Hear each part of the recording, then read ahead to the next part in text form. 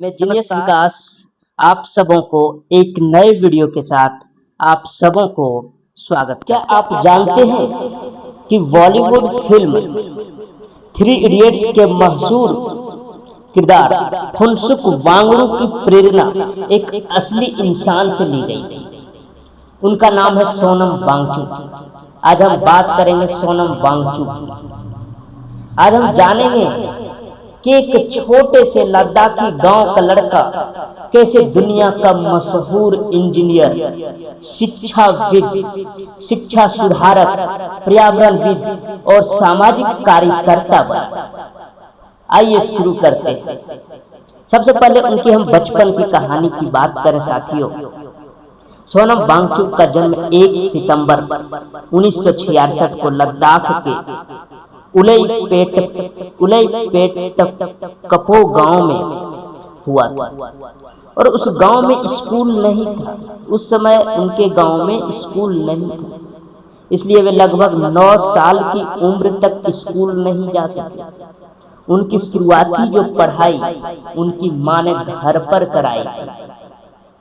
फिर बाद में जब 9 साल का बाद जब हुआ तो उन्होंने स्कूल में प्रवेश किया, लेकिन भाषा की समस्या का कारण उन्हें काफी संघर्ष करना पड़ा।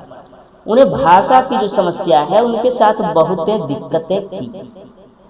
यही संघर्ष आगे चलकर शिक्षा व्यवस्था बदलने की एक प्रेरणा बना। इंजीनियर बनने का सफर। सोनम वांगचुक ने NIT श्रीनगर से मैकेनिकल इंजीनियर की पढ़ाई की। पढ़ाई के दौरान उन्होंने महसूस किया कि किताबों से ज्यादा जरूरी है वास्तविक जीवन की समस्या का समाधान करना। आखिरकार में सिर्फ और सिर्फ किताबें पढ़कर हम समस्याओं को तो समाधान नहीं कर सकते। उसके लिए हमें जमीनी स्तर पर देखना होगा। उसके लिए उन्होंने काफी कुछ किया, जैसे कि बच्चों को रटने वाली शिक्षा नहीं बल्कि प्रयोग और व्यवहारिक ज्ञान देना शुरू किया। कुछ ही वर्षों में हजारों छात्रों की जिंदगी बदल गई, सिर्फ और सिर्फ रटने के बजाय बल्कि प्रयोग में लाने से। और यह जुड़ाव आप थ्री इडियट्स मूवी में देखते हैं। उसमें देखे होंगे उनका एक आविष्कार के बारे में हम बताने जा रहे हैं। आइस स्तूप का आविष्कार। लद्दाख में क्या होता है कि पानी की कमी होती है, वहां बर्फें होती हैं।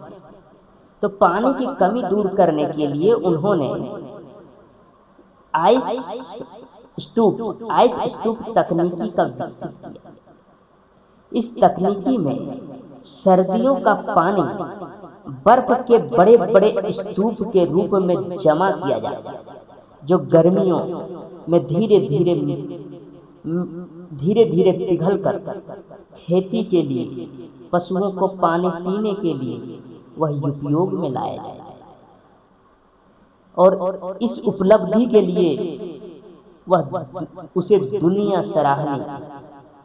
दुनिया में उसका सराहना। इसके लिए उन्हें पुरस्कार भी मिला, मैग्सेसे अवार्ड भी मिला। उनके कार्यों के लिए उन्हें कई राष्ट्रीय और अंतर्राष्ट्रीय सम्मान भी मिले। उसके प्रमुख हैं 2018 का रेमन मैग्सेसे पुरस्कार अवार्ड, जिसे एशिया का नोबेल पुरस्कार भी कहा जाता है। इसके अलावा इन्हें रोलेक्स अवार्ड सहित कई सम्मान से सम्मानित किए जाते हैं और कई सम्मान मिले हैं, कई अवार्ड मिले हैं। लेकिन उन्हीं का अभी वर्तमान में अगर चर्चा करें तो वर्तमान में उनका जंतर मंतर पर काफी चर्चाएं देखने को आप लोग को मिलती हैं। हाल ही के समय में सोनम वांगचुक शिक्षा सुधार, पर्यावरण संरक्षण और लद्दाख से जुड़े मुद्दों को लेकर लगातार सक्रिय रहे। आखिरकार में सोनम वांगचुक को आमरण अनशन पर क्यों बैठना पड़ा?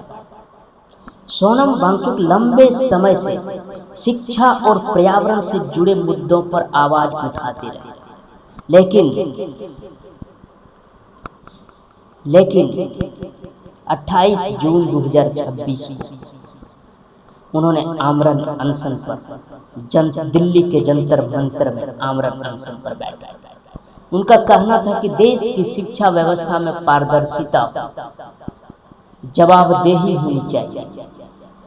वे छात्रों के समर्थन में बैठे जो कथित परीक्षा के अनियमितताओं और पेपर लीक के खिलाफ न्याय की मांग कर रहे थे। उनकी प्रमुख मांगों में शिक्षा व्यवस्था में सुधार, परीक्षा प्रक्रिया को पारदर्शी बनाना और जिम्मेदारी तय करना शामिल।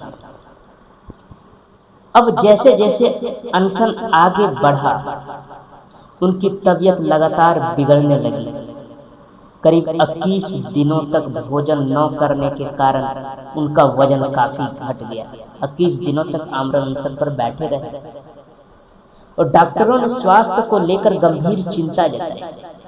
इसके बाद दिल्ली पुलिस उन्हें चिकित्सा के निगरानी के लिए सफदरजंग अस्पताल ले गई और प्रशासन का कहना है कि वह कदम इसलिए उसको उठानी पड़ी उनकी जान बचाने के लिए,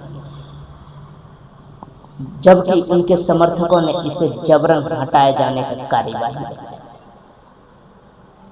सोनम वांगचुक का कहना था कि उनका उद्देश्य किसी राजनीतिक दल का समर्थन करना नहीं, बल्कि छात्रों के भविष्य, उनका शिक्षा को लेकर, शिक्षा में ईमानदारी और जवाबदेही की मांग को मजबूती से उठाना।